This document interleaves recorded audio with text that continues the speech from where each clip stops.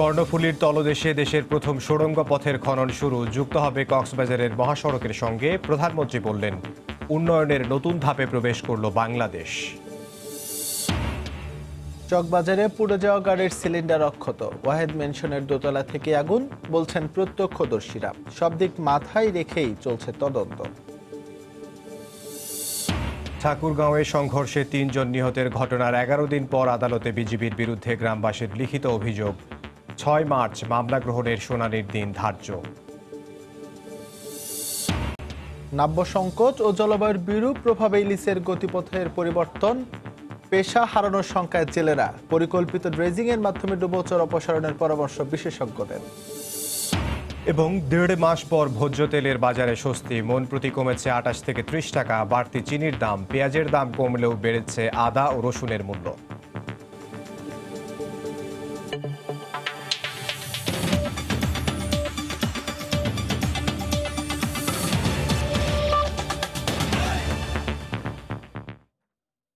দেখছিলেন শিরোনাম। বাংলা সময়ের সঙ্গে আছে আমি এস এম ইকবাল এবং আমি ইমদাদুল হক। শুরু হলো কর্ণফুলী নদীর তলদেশ দিয়ে দেশের প্রথম সুড়ঙ্গ পথের খনন কাজ। দুপুরে চট্টগ্রামের পতেঙ্গায় বঙ্গবন্ধু টানেলের খনন কাজের উদ্বোধন করেন প্রধানমন্ত্রী শেখ হাসিনা। একই সঙ্গে এলিভেটেড এক্সপ্রেসওয়ের নির্মাণ কাজের উদ্বোধন করেন তিনি। পরে সুধী সমাবেশে প্রধানমন্ত্রী বলেন, উন্নয়নের নতুন ধাপে প্রবেশ করল বাংলাদেশ।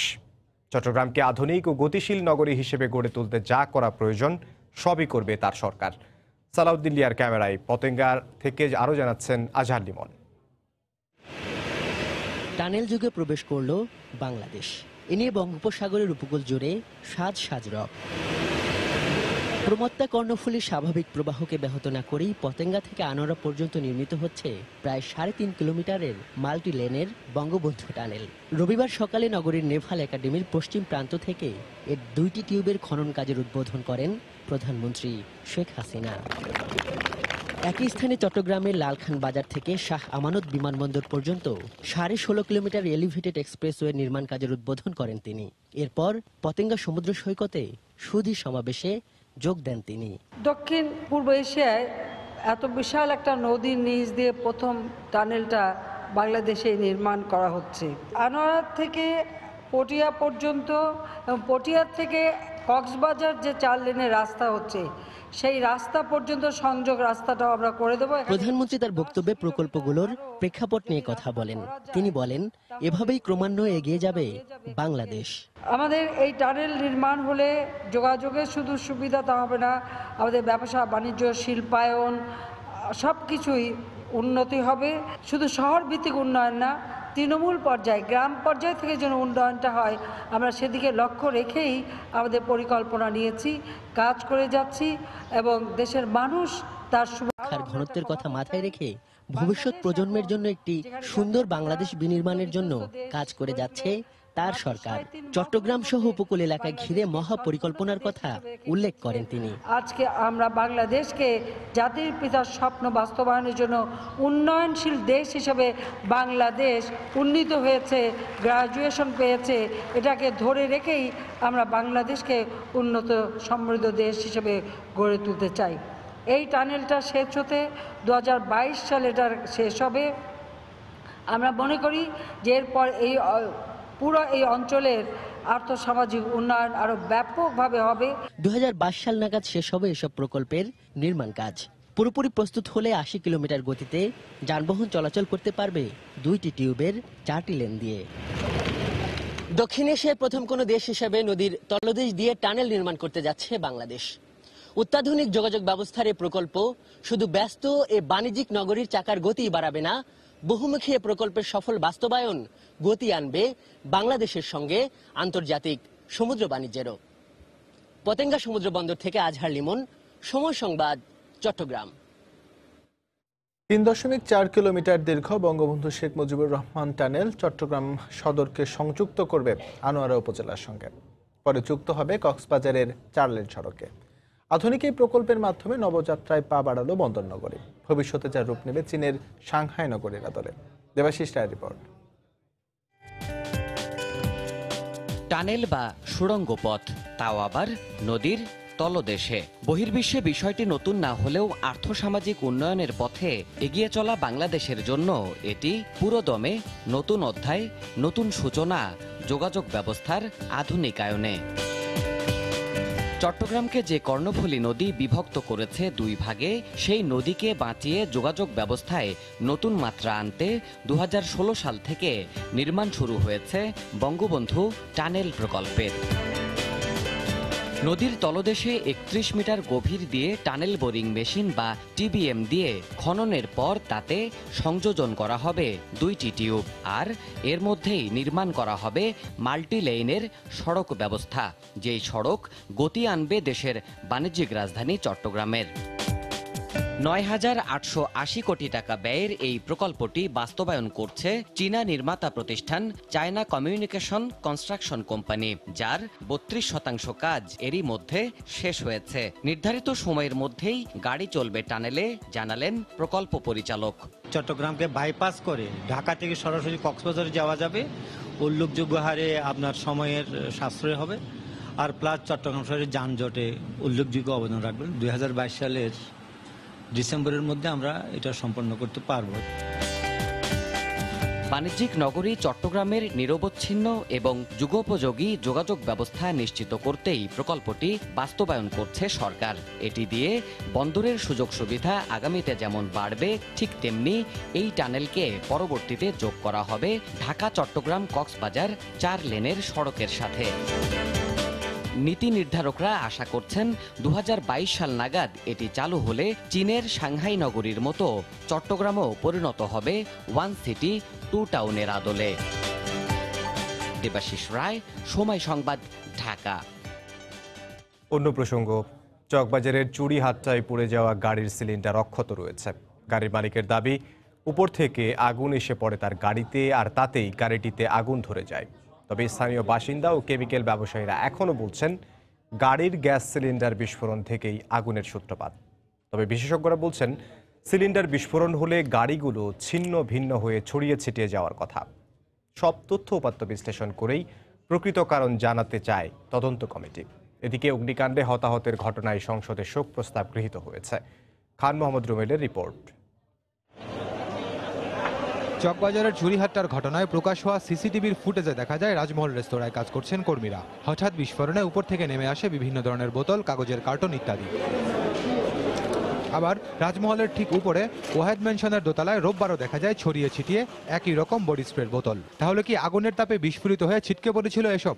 এলাকার লোকজন নিজ দাবিতে অনড়, গ্যাস সিলিন্ডার বিস্ফোরণ থেকেই আগুন। একটা গাড়ি উপরের দিকে উঠে গেছে, প্রায় 15 থেকে 20 ফুট উপরে, আকাশের উপরে। তো উপর থেকে যখন পরে মাটিতে আঘাত করছে, তখন মনে হয়েছে যে বাড়িতে ভূমিকম্প, ওয়ালগুলো কাঁপতেছে। তাকে দেখি যে দাও এই দিকটা জ্বলতেছে, আর আগুনের দোতলায় জ্বলতেছে না এইখানে রাস্তার মাঝখান থেকে জ্বলতেছে সব। প্রাইভেট কারটা মনে হয় সাইড থেকে 70 ফিট উপরে উঠে গেছে বাস্ট হওয়ার সাথে সাথে। তবে পুড়ে যাওয়া গাড়ির মালিকের দাবি, উপর থেকে একটি অগ্নিকুণ্ড পড়ে তার গাড়ির উপর, মুহূর্তেই ছড়িয়ে পড়ে আগুন। হঠাৎ দেখলাম একটা বিকট আওয়াজের সাথে সাথে দেখলাম উপর থেকে একটা আগুনের বিশাল একটা গোলা এসে আমার গাড়ির উপরে পড়লো, ঠিক গাড়ির বনেটের উপরে পড়ছে, সাথে সাথে গাড়িতে আগুন ধরে যায়। এদিকে সরেজমিন পুড়ে যাওয়া গাড়িগুলো পর্যবেক্ষণ করে দেখা যায় একটি গাড়ির গ্যাস সিলিন্ডার অক্ষতই আছে, আরেকটি ছিল পেট্রোল চালিত। গাড়িগুলোর প্লাস্টিক রেক্সিন পুড়ে গেলেও মূল কাঠামো ঠিকই আছে। বিশেষজ্ঞরা বলছেন সিলিন্ডার বিস্ফোরণ হলে পুরো গাড়ি ছিন্ন ভিন্ন হয়ে যাওয়ার কথা। সিলিন্ডার ব্লাস্ট হলে কিন্তু গাড়িটাও ডিস্ট্রয় হয়ে যাওয়ার কথা, ছিন্ন ভিন্ন হওয়ার কথা আপনি যা বলছিলেন, কিন্তু সেটাও দেখলাম না। কিন্তু পরবর্তীতে আমাদেরকে বিভিন্ন গণমাধ্যম বা এই ফুটেজ দেখে মনে হয় কোনো পাশে কেমিক্যালস বলেন বা গ্যাস থেকে এই ঘটনা ঘটে গেছে। এদিকে ঘটনাস্থল পরিদর্শন করে স্বরাষ্ট্র মন্ত্রণালয় গঠিত তদন্ত কমিটি বলছে তদন্ত শেষেই বলা যাবে আগুনের মূল কারণ। আমরা এখন সমস্ত উপাত্তগুলো আমরা বিশ্লেষণ করব, সবগুলো আমরা কালেকশন করে বললাম, primary data as well as secondary data দুটোই আমরা কিন্তু কালেকশন করেছি। রোববারও দক্ষিণ সিটির তত্ত্বাবধানে সরিয়ে নেওয়া হয় ওয়াহিদ ম্যানশনের রাসায়নিক দ্রব্য। খান মোহাম্মদ রুমেল, সময় সংবাদ, ঢাকা। ঠাকুরগাঁওয়ের বহরমপুরে পিজিবি গ্রামবাসীর সংঘর্ষে 3 জন নিহতের ঘটনায় বিজিবির বিরুদ্ধে গ্রামবাসীর মামলার লিখিত অভিযোগ গ্রহণ করেছেন আদালত। সকালে হরিপুর আমলি আদালতের বিচারক ফারহানা খান অভিযোগ আমলে নিয়ে আগামী 6 মার্চ মামলা গ্রহণের শুনানির দিন ধার্য করেন। বিজিবির 50 ব্যাটালিয়নের অধিনায়ক লেফটেন্যান্ট কর্নেল তুহিন মোহাম্মদ মাসুদ সহ বিজিবির 7 সদস্যের নাম উল্লেখ এবং অজ্ঞাতদের আসামি করে 3টি লিখিত অভিযোগ আদালতে দাখিল করা হয়। সংঘর্ষে নিহত নবাবের বাবা নজরুল ইসলাম, সাদেকের ভাই বাসেদ ও শিশু জয়নালের বাবা নূর ইসলাম বাদী হয়েছেন। আগামী 6 মার্চের শুনানিতে এজাহার মামলা হিসেবে গ্রহণ হবে কিনা তা নির্ধারণ হবে বলে জানান বাদীর আইনজীবী। গত 12 ফেব্রুয়ারি বহরমপুর গ্রামে গরু জব্দকে কেন্দ্র করে বিজিবি ও গ্রামবাসীর সংঘর্ষ হয়। এ সময় গুলিবিদ্ধ হয়ে 3 জন মারা যান। এ ঘটনায় নিহতের 2 জন সহ 22 জনের নাম উল্লেখ করে 2টি মামলা করে বিজিবি।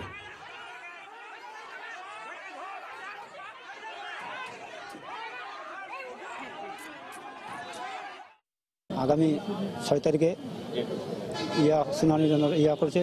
আশা করি আমার মামলা নেবে এবং আমার সুস্থ বিচার হবে। আমার ছেলের হত্যার মামলার জন্য আমি সুষ্ঠু বিচার চাই। যারা আমার ছেলেকে মারছে তাদেরই আমি ফাঁসি চাই। আমি তো সাদেকের ভাই, আমার ভাই মারা গেছে। মারা যাওয়াতে আমরা থানায় মামলা দিতে গেছিলাম, ওখানে মামলা নেয়নি। আবার ওই বিজিবি গুলা আমাদের উপরে মামলা করেছে। বিজ্ঞ আদালত সন্তুষ্ট হয়ে এই মোকদ্দমাটা আদেশের জন্য আগামী 6-3-2019 তারিখ আদেশের জন্য দিন ধার্য করেছেন।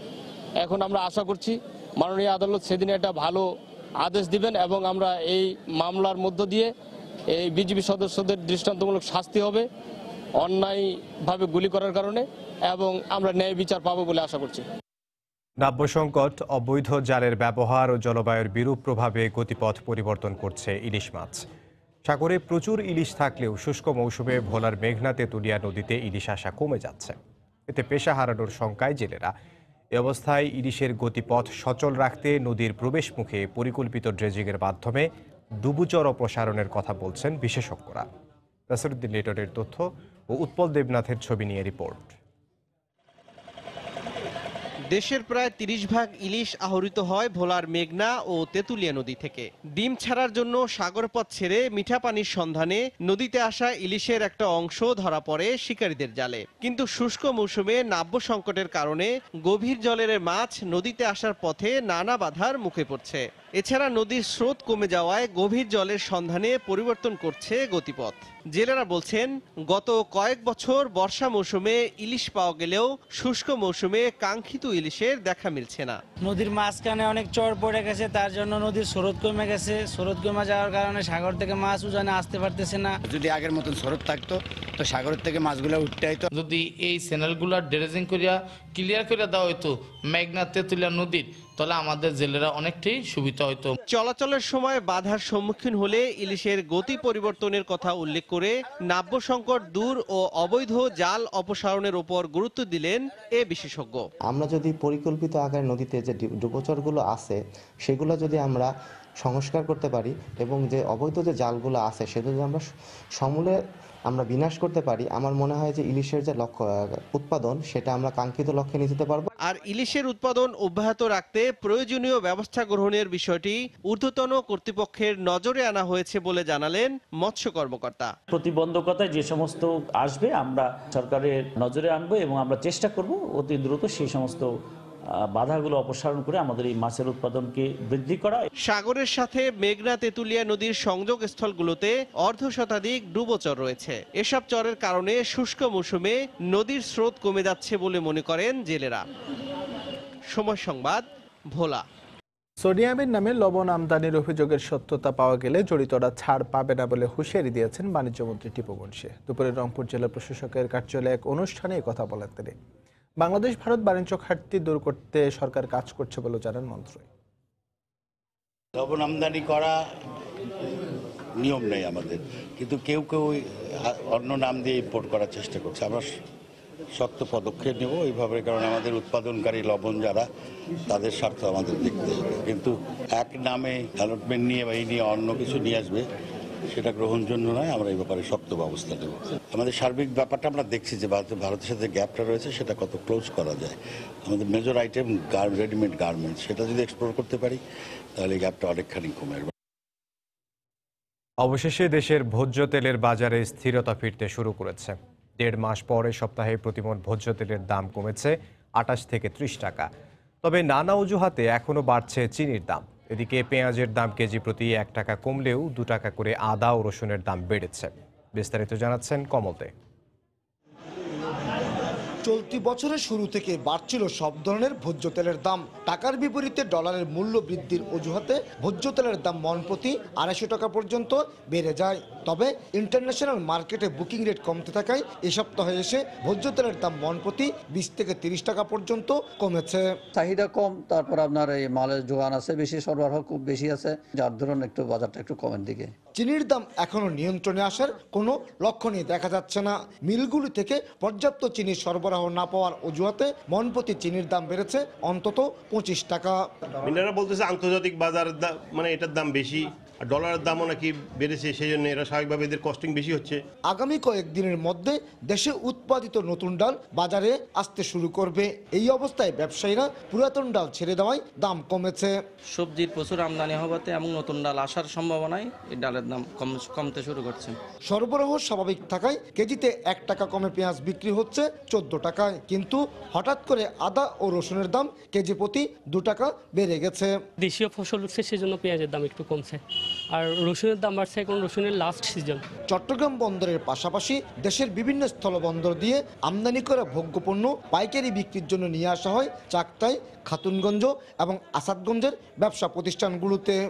দেশের ভোগ্যপণ্যের বাজার পুরোপুরি আমদানি নির্ভর, এটা যেমন সত্য, তেমনি এখানে দাম বাড়ানোর জন্য নানা কারসাজি চলে, এই অভিযোগও অবান্তর নয়। এই সপ্তাহ মুক্ত হতে পারল না এই ধরনের অভিযোগ থেকে, যে কারণে দাম বেড়েছে চিনিসহ বেশ কিছু ভোগ্যপণ্যের। চট্টগ্রামের খাতুনগঞ্জ থেকে কমল দে, সময় সংবাদ।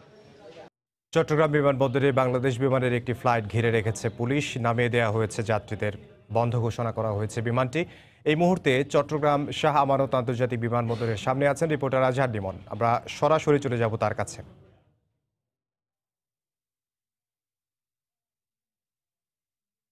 চট্টগ্রামের শাহ আমানত বিমানবন্দরে রয়েছি। এখানকার অবস্থা বলতে গেলে আমরা বলতে পারি যে এয়ারপোর্টের যে আশপাশের যে সড়কগুলো, সেই সড়কগুলো বন্ধ রাখা হয়েছে।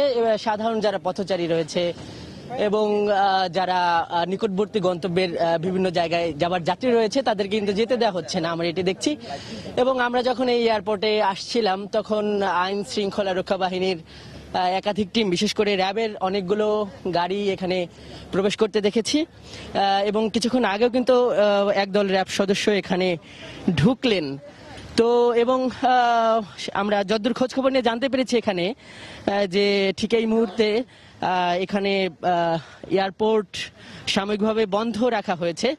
তবে বিস্তারিত তথ্য বা সুনির্দিষ্ট তথ্য এখন পর্যন্ত আমরা জানতে পারিনি।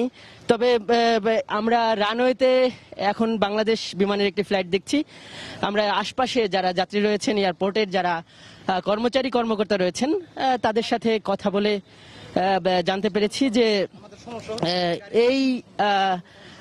এই ফ্লাইটটি আসলে চট্টগ্রাম থেকে দুবাইয়ের পথে যাচ্ছিল।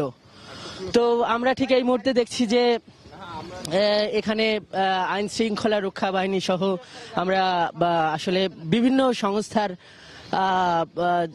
এখানে কর্মচারীদের সদস্যদের দেখছি। এবং পুরো এয়ারপোর্ট এলাকায় এক ধরনের পরিস্থিতি বিরাজ করছে। হঠাৎ করে এয়ারপোর্ট বন্ধ এবং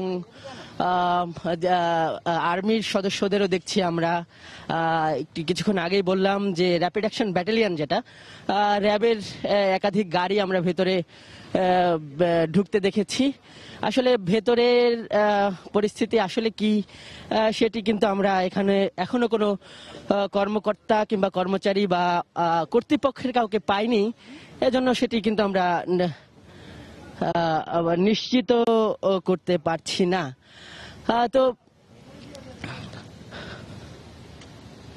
তো আমরা যতদূর জানতে পেরেছি এখানকার যারা কর্মচারী রয়েছেন তারা কেউই স্পষ্ট করে বলছে না, কিন্তু বিমানের অনবোর্ড ককপিটে কোনো অবাঞ্ছিত ঘটনার সূত্র ধরে আসলে এই উদ্ভূত পরিস্থিতির সৃষ্টি হয়েছে। তো আসলে সেই ঘটনাটি কি বা কাদের মধ্যে ঘটেছে এ বিষয়ে নানা কথা শোনা যাচ্ছে, যেহেতু সেগুলো এখন আমরা নিশ্চিত না। তো আমরা এখানকার পরিস্থিতি আপনাকে যদি বাইরের খবর একটু বলি, এখানের স্বাভাবিকভাবে এই পথ দিয়ে যারা চলাচল করে, যারা পথচারী রয়েছে, তাদের কিন্তু আটকে দেওয়া হয়েছে। এবং যারা আশপাশের যারা গন্তব্যের যারা পথচারী রয়েছে তাদেরও কিন্তু আসতে দেওয়া হচ্ছে না এবং ঠিক এই মুহূর্তে বলতে পারি যে শাহ আমানত বিমানবন্দর দিয়ে যে সমস্ত যাত্রী দেশের এবং পৃথিবীর বিভিন্ন গন্তব্যে যাবেন তাদেরও কিন্তু আপাতত এন্ট্রি কিংবা এক্সিট দেওয়া হচ্ছে না। তবে আমরা যেটুকু খোঁজ খবর পাচ্ছি বলতে পারি যে এয়ারপোর্টের ভেতরে অর্থাৎ বিমানের ভেতরে বাংলাদেশ বিমানের ভেতরে ককপিটে সন্দেহভাজন 2-3 জন আছে। এটা আমরা আইনশৃঙ্খলা রক্ষা বাহিনীর সূত্রে জানতে পারছি। তো ঠিক এই মুহূর্তেও দেখছেন যে আইন শৃঙ্খলা রক্ষা বাহিনীর নতুন নতুন আরো সদস্য যারা কিন্তু ভেতরে ঢুকছেন তারা কেউই আমাদের সাথে কথা বলছেন না কিংবা তারা কিন্তু আসলে ভেতরে কি ঘটেছে সেটাও কিন্তু আমাদেরকে জানাতে পারছে না। বাইরের অবস্থা যদি আপনাকে বলি যে পুরো সড়ক জুড়ে কিন্তু আমরা দেখছি উৎসুক মানুষ যারা চলাচল করতে পারছে না তারা কিন্তু ভিড় করে আছেন। আমরা একটু চেষ্টা করব এখানে যারা অথরিটি রয়েছে তাদের সাথে একটু কথা বলার জন্য। আপনি তো ভাই আমার সাথে একটু কথা বলেন যে আপনি আসলে কি? সরি ভাই, আমি আসলে কিছু দেখি নাই, আমি এখানে ডিউটি করতেছি। হ্যাঁ, তাছাড়া আমি কিছু জানি না। আপনারা ওইদিকে দাঁড়ান, এখানে আমি কাজ করতেছি, তো আমাকে কাজ করতে দেন আপনারা। আমি এছাড়া কিছু জানি না, কিন্তু হ্যাঁ ওইদিকে দাঁড়ান আপনারা ভাই প্লিজ, এটা কিন্তু আমার কাজের সময়। ইকবাল, ঠিক এই মুহূর্তে আপনাকে জানাতে পারি যে সিভিল এভিয়েশনের যিনি সচিব রয়েছেন তিনি আমাদেরকে নিশ্চিত করেছেন যে বিমানে অন বোর্ডে যে সমস্ত যাত্রী ছিলেন তাদেরকে নিরাপদেই বিমান থেকে নামিয়ে আনা হয়েছে। তবে বিমানের ভেতরে একজন সন্দেহভাজনকে আটক করা হয়েছে, যিনি বিমানের কেবিন ক্রু।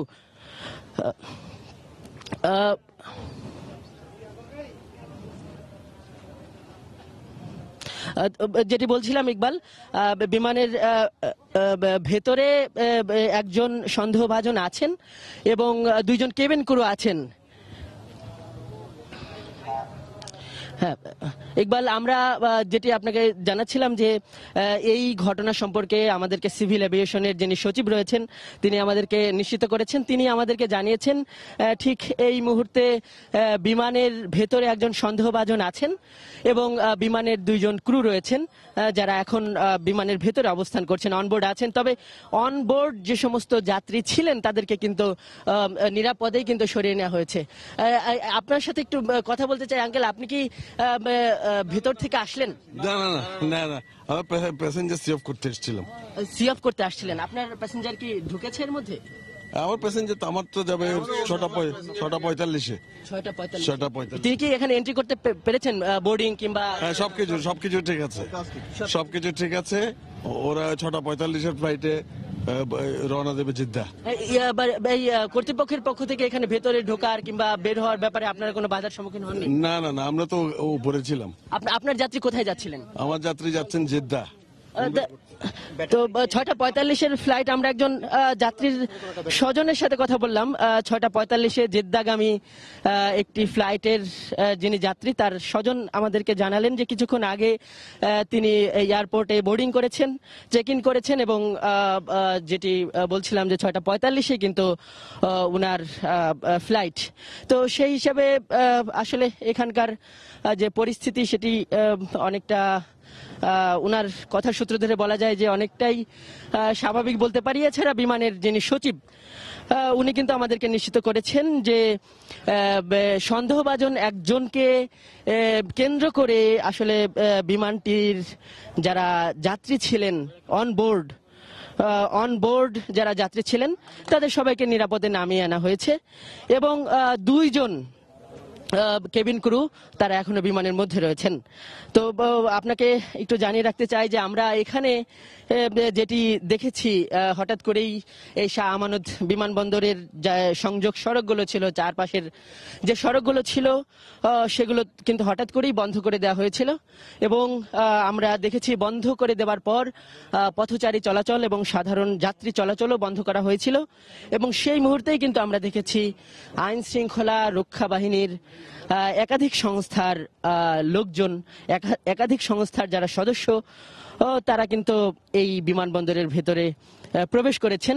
আপনাকে এটুকু বলতে পারি যে র্যাপিড অ্যাকশন ব্যাটালিয়ন সহ বিভিন্ন আইন শৃঙ্খলা রক্ষা বাহিনীর যে সদস্যরা ভেতরে গিয়েছেন, তারা কিন্তু সেখান থেকে এখনো বের হয়ে আসেনি। চারিদিকে আসলে এক ধরনের সাইরেন বাজানো হচ্ছে, জরুরি অ্যালার্মের। তো আসলে বিমানের সচিব আমাদেরকে এটি নিশ্চিত করেছেন যে আসলে একজন সন্দেহভাজনকে কেন্দ্র করে এই বিমানটির জরুরি অবতরণ করা হয়েছে এবং একজন সন্দেহভাজন কে বিমানের ভেতরে উনি এখনো আছেন, 2 জন কেবিন ক্রু রয়েছেন তার সঙ্গে, এবং বিমানের যারা যাত্রী ছিলেন তাদের সবাইকেই কিন্তু নিরাপদে আবার ফিরিয়ে আনা হয়েছে। অর্থাৎ দুবাইগামী যে বাংলাদেশ বিমানের ফ্লাইটটি ছিল সেটি কিন্তু আর ফ্লাই করেনি বলতে পারি। এই ফ্লাইটটির গন্তব্য ছিল দুবাই, যেটি শাহ আমানত বিমানবন্দর থেকে উড্ডয়নের কথা ছিল। আমরা বিমানবন্দরের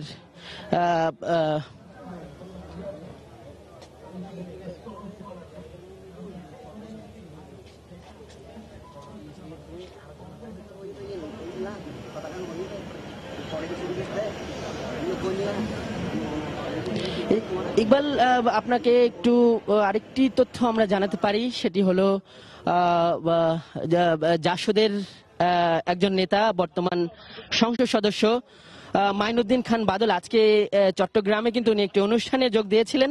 তো উনি আমাদেরকে যেটি জানিয়েছেন যে ভেতরে একজনের হাতে অস্ত্র ছিল এবং সেই অস্ত্র দিয়ে তিনি ওই লোকটি পাইলটকে সেই অস্ত্র নিয়ে উদ্যত হয়েছিলেন এবং সেই ঘটনার প্রেক্ষাপটে কিন্তু পাইলট আবার এই বিমানটির জরুরি অবতরণ করে। জানিয়ে রাখি যে মাইনুদ্দিন খান বাদল তিনিও কিন্তু বাংলাদেশ বিমানের ওই ফ্লাইটটিতে কিন্তু অনবোর্ড যাত্রী ছিলেন। তো আমরা এরকম নানান তথ্য পাচ্ছি। এখানে যারা সাধারণ মানুষ আছেন তারাও পুরোপুরি বিষয়টি জানেন না, তারাও নানান ধরনের কথা বলছেন। কিন্তু যেহেতু সিভিল এভিয়েশন অর্থাৎ বেসামরিক বিমান চলাচল কর্তৃপক্ষর এই মূল কর্তৃপক্ষ এটি বা তাদেরই দায়িত্ব এটি, সেই সচিব আমাদেরকে যেটি নিশ্চিত করেছেন যে আসলে ওনার ভাষায় একজন সন্দেহভাজন ব্যক্তিকে কেন্দ্র করে এই জরুরি অবতরণের ঘটনা ঘটেছে। তিনি এখনো বিমানের মধ্যেই আছেন এবং তার সঙ্গে রয়েছেন 2 জন কেবিন ক্রু। তবে বিমানের অন্যান্য যে অনবোর্ড যাত্রী ছিলেন তাদের কিন্তু নিরাপদেই বিমান থেকে নামিয়ে নেওয়া হয়েছে। ঠিক এই মুহূর্তে আমরা ভেতরের যে হ্যাঙ্গার, যে রানওয়ে, সেই রানওয়েতে বিমান বাংলাদেশের সেই ফ্লাইটটিকে আমরা কিন্তু দাঁড়িয়ে থাকতে দেখছি এবং যেটি আপনাকে আগেই জানিয়েছিলাম, আশপাশের যে সংযোগ সড়কগুলো রয়েছে সেই আশপাশের সংযোগ সড়কগুলো কিন্তু এই ঘটনাকে কেন্দ্র করে আমরা যতদূর বলতে পারি বন্ধ করে দেওয়া হয়েছে এবং সাধারণ যারা যাত্রী রয়েছেন এবং যারা পথচারী রয়েছেন নিকটতম গন্তব্যের, বিভিন্ন গন্তব্যের, তাদের কিন্তু চলাচল বন্ধ করে দেওয়া হয়েছে। এবং আরেকটি বিষয় জানাই যে আমরা ঠিক কিছুক্ষণ আগেই আইন শৃঙ্খলা রক্ষা বাহিনীর একাধিক সংস্থার একাধিক সদস্যকে ভেতরে ঢুকতে দেখেছি। ভেতরে আমরা এখন আসলে বাঁশির আওয়াজ শুনছি, যতদূর ধারণা করতে পারি যে সেটি আসলে আইন শৃঙ্খলা রক্ষা বাহিনীর দায়িত্বে নিয়োজিত বিভিন্ন সংস্থার কার্যক্রমেরই আওয়াজ। আরেকটি বিষয় ইকবাল আপনাকে একটু জানাতে চাই যে এই মুহূর্তে ফায়ার সার্ভিসের 4টি ইউনিট শাহ আমানত বিমানবন্দরে যে উদ্ভূত পরিস্থিতি, সেই পরিস্থিতিকে কেন্দ্র করে ফায়ার সার্ভিসের 3টি ইউনিট ভেতরে রয়েছে।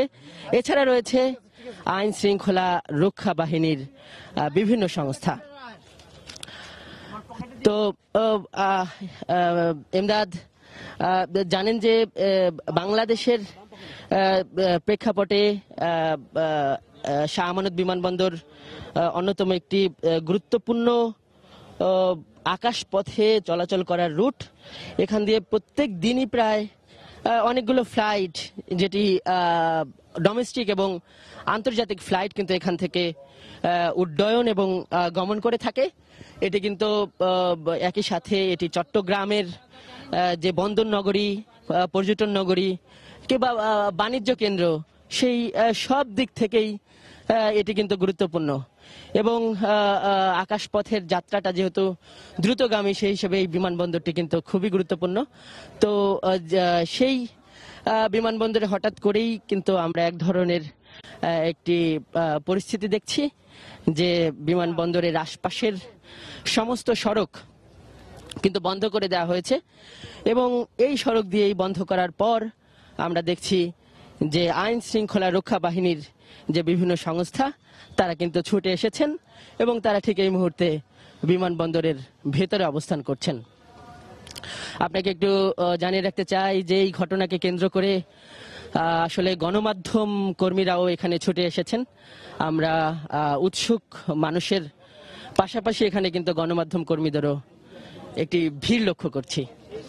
তো বিস্তারিত আসলে সর্বশেষ এই ঘটনা কি দাঁড়ায়, আসলে বিষয়টা কি, এটি কিন্তু আমরা যথাযথ কর্তৃপক্ষের ছাড়া কিন্তু আমরা বলতে পারছি না। তবে বেসামরিক বিমান চলাচল কর্তৃপক্ষের যিনি সচিব, তার দেয়া তথ্যকে আমরা এখানে আমলে নিতে পারি। তিনি আমাদেরকে যেটি জানিয়েছেন যে একজন সন্দেহভাজনকে কেন্দ্র করে বিমান বাংলাদেশের, যতদূর বলতে পারি S2 ফ্লাইটটি কিন্তু এখানে অবতরণ করছেন। আমরা একজন প্রত্যক্ষদর্শী, আপনার সাথে আমরা একটু কথা বলি। শুরু থেকেই তো ওনাকে আমরা দেখেছি, উনি আমাদেরকে মোটামুটি তথ্য দিয়ে সহায়তাও করেছেন। ভাই, আপনি তো ছিলেন এখানে? হ্যাঁ, আমি ছিলাম, কিন্তু কি দেখেছেন আসলে? তো আমার বস আসছে কিনা আমি দেখতেছি ওখানে এমার্জেন্সি গেট খোলানো, তো বলতেছি কোনো আগুন টাগুন লাগছে কিনা সেটা তো আমি জানি না। এখন সবাইকে দেখলাম, ভাই বন্ধুরা দেখতেছি এখানে এমার্জেন্সি কেন গেট খোলা হয়েছে, এখন বিমানে কোনো একটা সংগঠন হইতে পারে। এরপর দেখলাম, আবার দেখতেছি এমার্জেন্সি পাক দিয়ে প্যাসেঞ্জার গুলো সবগুলা লাভ দিয়ে বাইরেতেছে। তো দেখতেছে ওরা আরো ভিতর থেকে অবজেকশন আছে, ওরা ওখানে শুট করছে। আপনি কি এখানেই কাজ করেন? এখানে না, আমি 37 জাকিরিয়া কমিশনার এখানে ড্রাইভ করি, জব করি এখানে। তো আমি এখানে আসছি, এখানে আমার গাড়ি এখানে পার্কিং করে আছে, দেখতেছি বিমান আসছে, আমার বস আসছে কিনা সেটা দেখতেছি। মানে আপনি কি, আপনার একজন বস, উনি কি এই বিমানেই ছিলেন? বিমানে আসার কথা ছিল, কিন্তু উনি ফ্লাইটটা ডিলে হয়েছে, 6:35 ফ্লাইটটা দেওয়া হয়েছে। ওখানে আবার ফোনের সাক্ষাতে ওনার সাথে কথা বললাম, আমি এখানে আসি নাই। তো আমি বলছি ঠিক আছে, এখানে বিমানে একটা দুর্ঘটনা হয়েছিল, ওই দুর্ঘটনার কারণে আপনি আছেন কিনা সেটা আমি জিজ্ঞাসা। আপনি কি খোঁজ নেওয়ার চেষ্টা করেছেন কোনোভাবে এইখানে কর্তৃপক্ষের সাথে? আসলে কর্তৃপক্ষের সাথে আমি যোগাযোগ করছিলাম, আমার সাথে আবার ভাইদেরকে সাথে শেয়ার করলাম এখানে কোনো একটা সমস্যা হয়েছে কিনা। ভাই জানি না, আমার তো এই বস আসার কথা এখানে এই ফ্লাইটে, কিন্তু এটা সমস্যা এই কারণে। আচ্ছা, আপনি এমদাদ, আমরা এভাবে এখানে আসলে নানান ধরনের লোক দেখছি, যারা নানান কারণে কেউ এই বিমানের যাত্রীদেরকে রিসিভ করতে, আবার কেউ আসলে বিমানের যাত্রীদেরকে সি অফ করতে, আবার অনেকে এমনও আছেন শুধুমাত্র উৎসাহের কারণে উৎসুক থেকে কিন্তু এখানে আসছেন। আসলে সাধারণ মানুষ তারা আসলে যা দেখেছেন কিংবা যে সিচুয়েশনের তারা যেটি বলছেন, এই মতামতগুলোও কিন্তু চূড়ান্ত নয়। নানান ধরনের কিন্তু কথাবার্তা আছে, মিশ্র প্রতিক্রিয়া আছে। তো আপনাকে এটি জানাতে পারি যে এখনো বিমান বাংলাদেশের সেই ফ্লাইটটি এখনো রানওয়েতে আছে।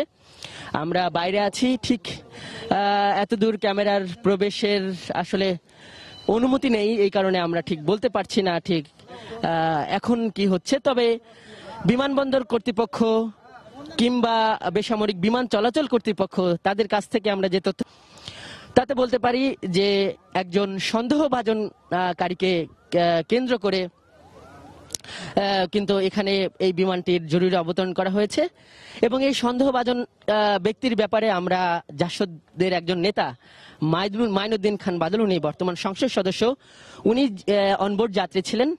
উনি আমাদেরকে এটি জানিয়েছেন যে ওই সন্দেহভাজনকারী যাকে বলা হচ্ছে ওনার হাতে অস্ত্র ছিল এবং উনি অস্ত্র নিয়েই পাইলটের দিকে কিন্তু উদ্যত হয়েছিলেন এবং উনি আমাদেরকে এটি জানিয়েছেন যে পাইলটের দিকে উদ্যত হওয়ার কারণেই পাইলট সহ অন্যান্য যারা কেবিন ক্রু ছিলেন তারা কিন্তু বিমানটির জরুরি অবতরণ ঘটিয়েছেন।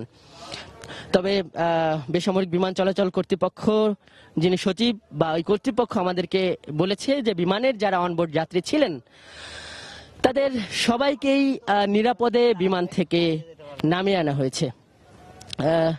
আসলে অনেক দূর দেখা যাচ্ছে, দেখতে পাচ্ছেন বিমান বাংলাদেশের ফ্লাইটটি এখনো রয়েছে, তার চারপাশ ঘিরে রয়েছে এতক্ষণ পর্যন্ত আমরা যে তথ্য পেয়েছি ফায়ার সার্ভিসের 4টি ইউনিট, র্যাপিড অ্যাকশন ব্যাটালিয়নের একাধিক সদস্য, আমরা এখানে বাংলাদেশ সেনাবাহিনীর পোশাক পরা সদস্যদেরকে এখানে ঢুকতে দেখেছি এবং আমরা ধারণা করছি যে এই উদ্ভূত পরিস্থিতিকে কেন্দ্র করেই তারা কিন্তু ভেতরে ঢুকেছেন।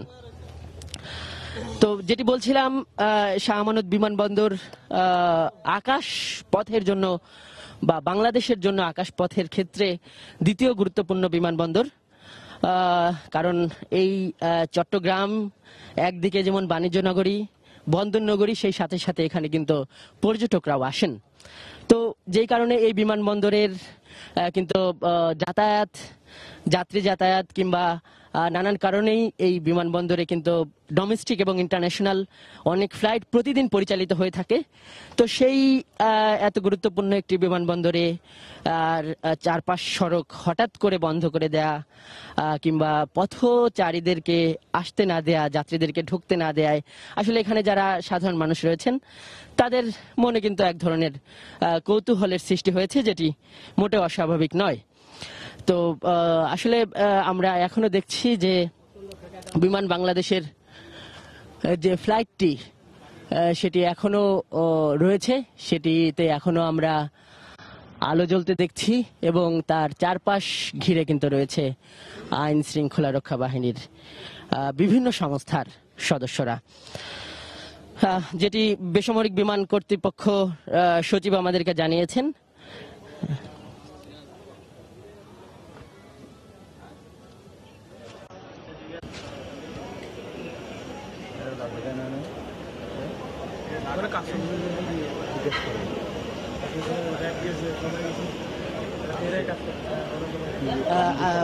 আমরা যে বিমানটি নিয়ে কথা বলছিলাম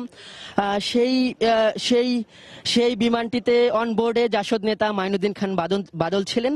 তো অনবোর্ডে উনি ছিলেন, তার একটি অভিজ্ঞতার কথা, ওই সময়ের অভিজ্ঞতার কথা আমরা তাকে টেলিফোনে সংযুক্ত করেছি।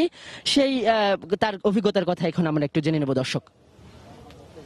আমি দেখছি বিমানটাকে, আমি এখন এয়ারপোর্টে, এই ভিতরে হাইজ্যাকারটা আছে একজন বাঙালি, সে একটা বোধহয় গুলি করেছে। রাইট এট দ্য মোমেন্ট বিমান থেকে সমস্ত প্যাসেঞ্জার ইভাকুয়েটেড হওয়ার পরে এই পাইলট নেমে এসছে, প্লেন সেফ, সমস্ত যাত্রীরা সেফ। এখন ওই হাইজ্যাকারকে নামানোর চেষ্টা হচ্ছে। বাট ব্যাপারটা হলো every passenger 168 of them or 158 they are safe, crews are safe, pilot is safe. এখন আইন শৃঙ্খলা রক্ষাকারী বাহিনী চেষ্টা করতেছে। এই জানি না, পাইলট আমার সামনে এসেছিল, বলছে একজন, সে শুট করেছে, বললো পাইলটটাকে পার্শ্ব করার চেষ্টা করেছে। হাইজ্যাকার বলছে সে শেখ হাসিনার সাথে কথা বলতে চায়।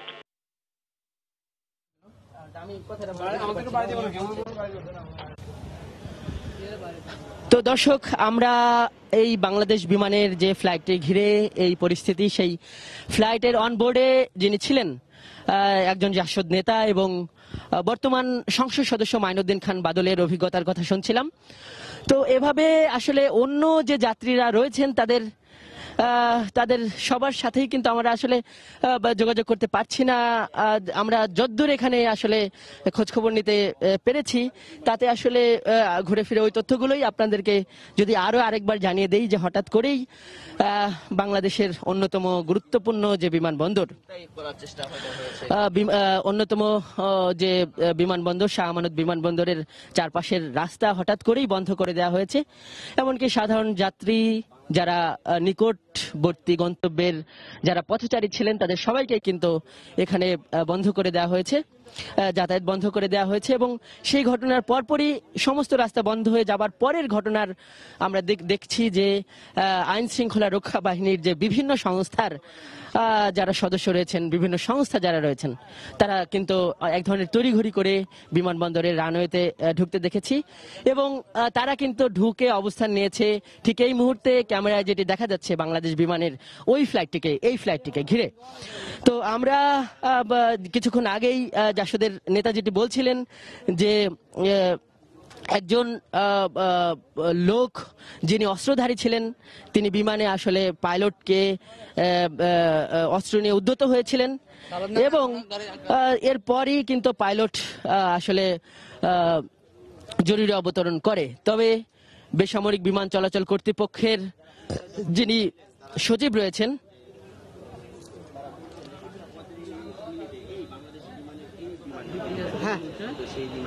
ধন্যবাদ ভাই, এটুকুনি যথেষ্ট। তিনি আমাদেরকে জানিয়েছেন, সচিব রয়েছেন, তিনি আমাদেরকে জানিয়েছেন যে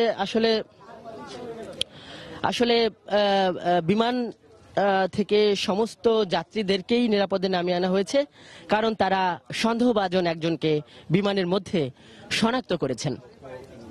এবং আরেকটু যদি বলি যে বিমানের যে পাইলট এবং কেবিন ক্রু যারা রয়েছেন তারা রয়েছেন এবং যেটি মাইনুদ্দিন খান বাদল যিনি জাসদ নেতা, বর্তমান সংসদের এমপি, তার কথা সূত্র ধরে আমরা বলতে পারি ওই পাইলটকেই একজন অস্ত্রধারী কিন্তু অস্ত্র নিয়ে কিন্তু উদ্যত হয়েছিলেন।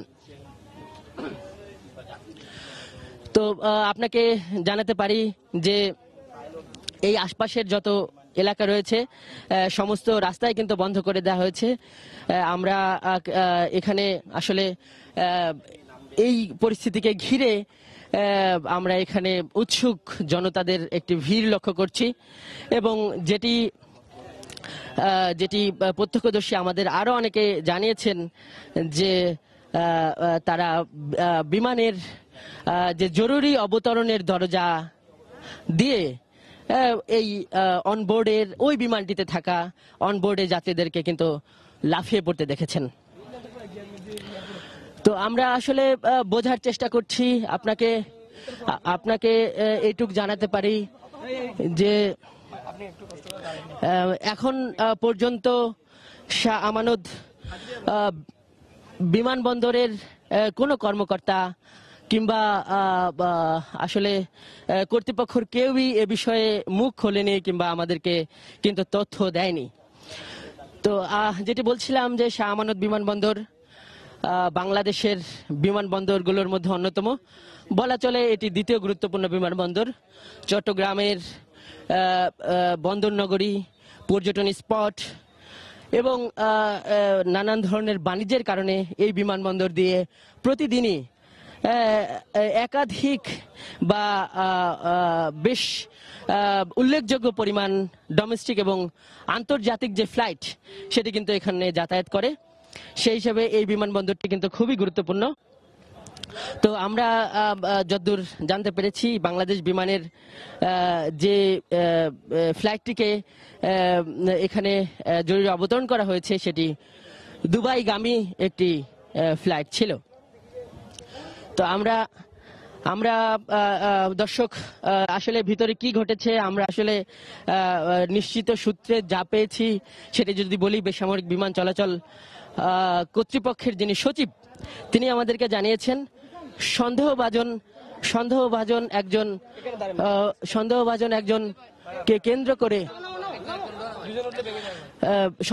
একজনকে কেন্দ্র করে এই জরুরি অবতরণের ঘটনা ঘটেছে। তবে বিমানের যারা অনবোর্ড যাত্রী ছিলেন তাদের সবাইকেই কিন্তু নিরাপদে নামিয়ে আনা সম্ভব হয়েছে।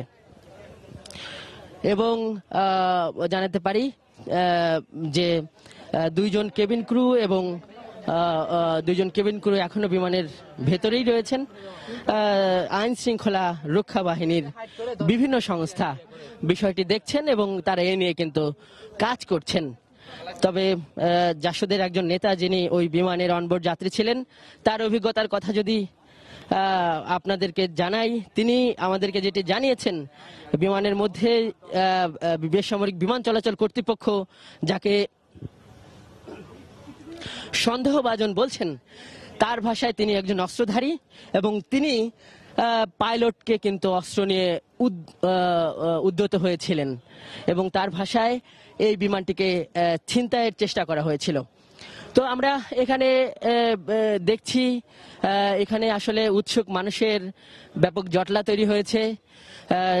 গণমাধ্যম কর্মীরা যারা দায়িত্ব নিয়ে যদি আছেন তারাও এখানে ছুটে এসেছেন এবং এর বাইরেও কিন্তু আমরা এখানে যারা সাধারণ যাত্রী রয়েছেন অনবোর্ড ওই বিমানের যারা যাত্রী ছিলেন তাদের স্বজনদের সহ বিভিন্ন মানুষদের বা উৎসুক জনতা একটা ভিড় কিন্তু আমরা এখানে দেখতে পাচ্ছি।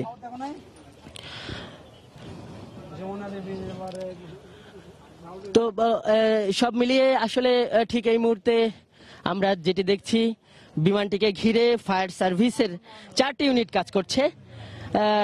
এছাড়া বিমানটিকে ঘিরে কাজ করছে র্যাব, পুলিশ সহ অন্যান্য আইন শৃঙ্খলা রক্ষা বাহিনীর বিভিন্ন ইউনিট, বিশেষায়িত ইউনিট এবং সাধারণ ইউনিট।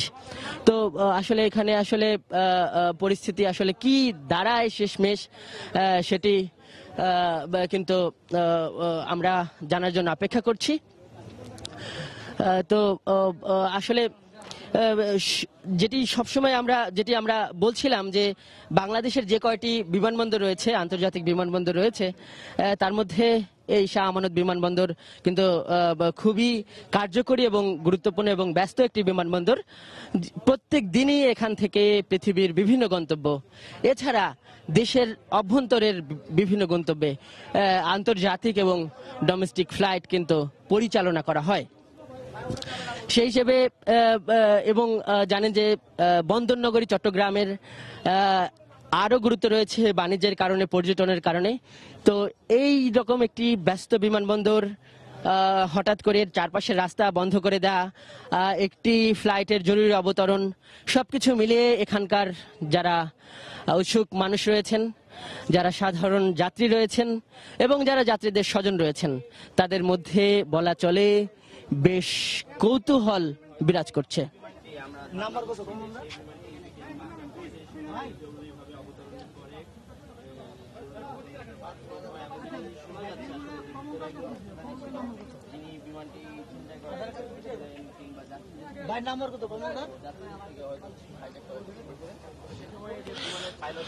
দর্শক, আপনাদেরকে একটু জানাতে পারি যে আমরা ঘটনাটি শুরু থেকেই নজর রাখছিলাম। বাংলাদেশ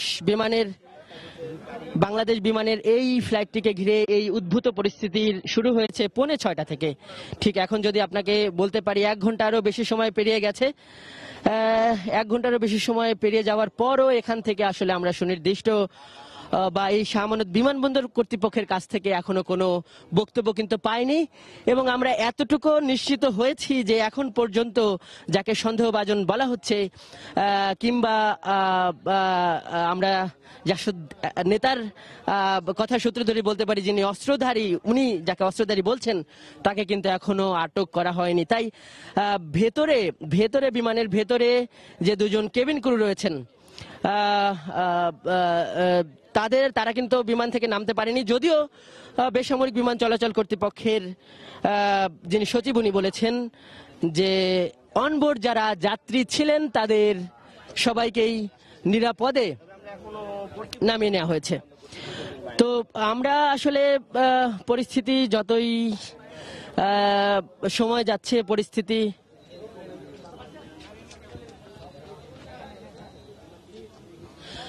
তো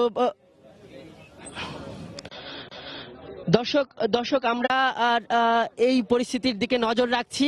শেষ পর্যন্ত কি হয় আমরা কিন্তু এই ঘটনার দিকে গভীরভাবে পর্যবেক্ষণ করছি। তো পরবর্তীতে এই ঘটনা কোথায় গিয়ে দাঁড়ায় আমাদের পরবর্তী সংবাদে কিন্তু সেটি আপনাদেরকে জানাবো দর্শক।